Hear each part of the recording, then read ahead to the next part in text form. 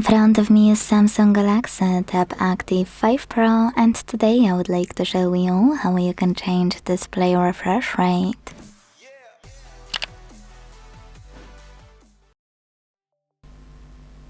Since I'm getting a lot of questions in the comments about the refresh rate of this Samsung, here's how to adjust it using devices settings.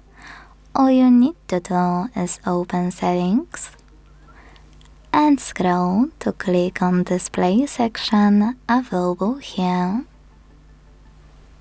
Now many people look for refresh rate, but what you need to do is click on Motion Smoothness and then pick one of those screen refresh rate options.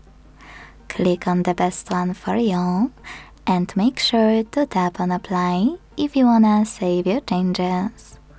So when I do that, I can see that screen refresh rate of my device has changed. Thanks so much for watching. If you enjoyed this video, leave a like, comment and subscribe. Bye!